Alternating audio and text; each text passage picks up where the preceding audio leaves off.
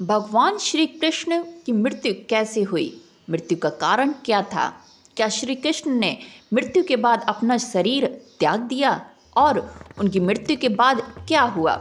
नमस्कार दोस्तों, भगवान विष्णु के 8वें अवतार श्री कृष्ण की लीला तो हम सब परिचित हैं, कोई भी इससे अनजान नहीं है।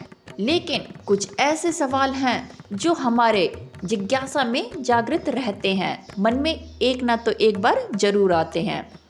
तो आइए फिर जानते हैं भगवान श्री कृष्ण की मृत्यु कैसे हुई।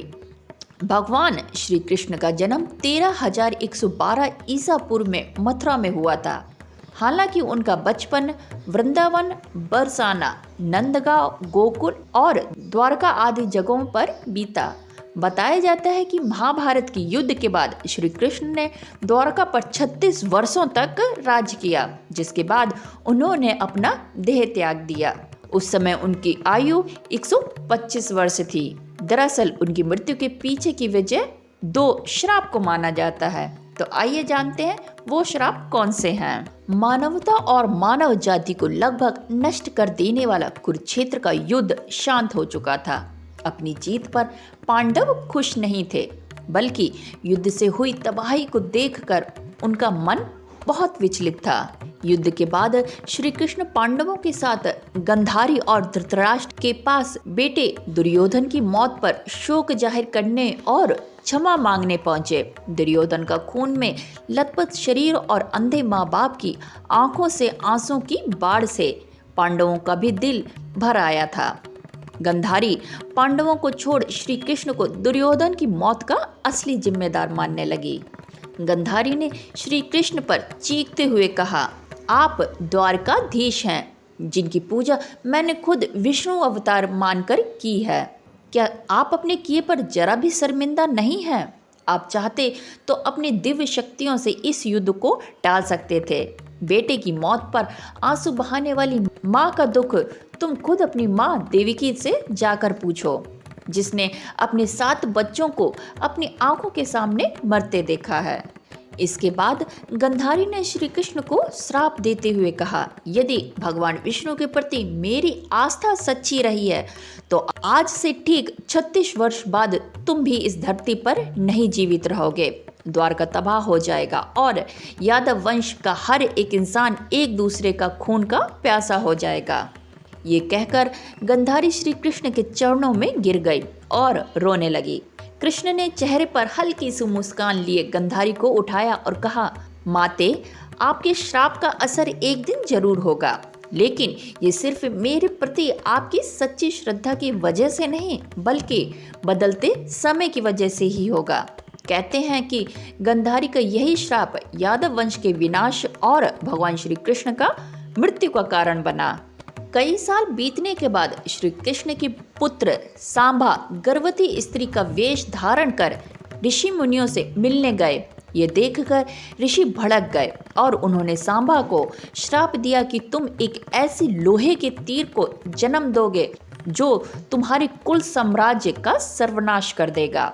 इससे सांबा बहुत डर गया और उन्होंने इस पूरी घटना के बारे में उग्रसेन को बताया।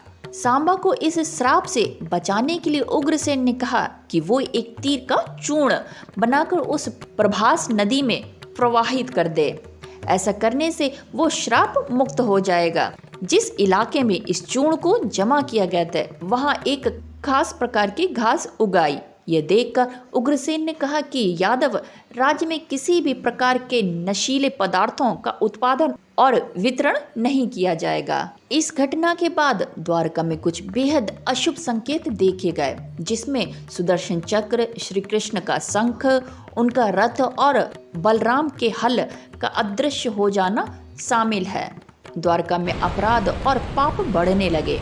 ये देख श्री कृष्ण परेशान हुए और उन्होंने अपनी प्रजा से प्रभास नदी के तट पर जाकर पापों का प्रायश्चित करने का आग्रह किया। द्वारकावासी वहां जाकर मदिरा के नशे में चूर एक दूसरे से लड़ने लगे। गंधारी के श्राप के अनुसार यादव वंश के सभी लोग आपस में लड़कर मर गए। इस घटना के कुछ समय बाद ही श्री कृष्ण एक पेड़ के नीचे योग समाधि ले रहे थे। इसी दौरान जरा नाम का एक शिकारी वहां हिरण की तलाश में आ गया। जरा ने कृष्ण के हिलते हुए पैरों को हिरण समझा और तीर चला दिया। इसके बाद शिकारी श्री कृष्ण के पास पहुंचा और अपनी गलती के लिए उनसे क्षमा मांगने लगा। तब श्री कृष्ण ने उसे सांत्वना दी और बताया कि कैसे उनकी मृत्यु निश्चित थी। श्री कृष्ण ने कहा, त्रेता युग में लोग मुझे राम के नाम से जानते थे। राम ने सुग्रीव के बड़े भाई बाली का छिपकर वध किया था। अपने पिछले जन्म की सजा उन्हें इस जन्म में मिली है। दरअसल जरा ही पिछले जन्म का बाली था। यह कहकर श्री कृष्ण ने अपना शरीर त्याग दिया। श्री कृष्ण की मृत्यु को ही कलयुग की शुरुआत माना जाता है। और जो तीर जरा ने श्री कृष्ण पर चलाया था, दरअसल इस तीर में उसी लोहे के तीर का अंश था जिसे सांबा ने उग्रसेन के कहने पर चूर्ण बनाकर नदी में प्रवाहित कर दिया था। तो अब तो आप समझ ही गए होंगे कि श्री कृष्ण भगवान जी की मृत्यु किस तरीके से हुई।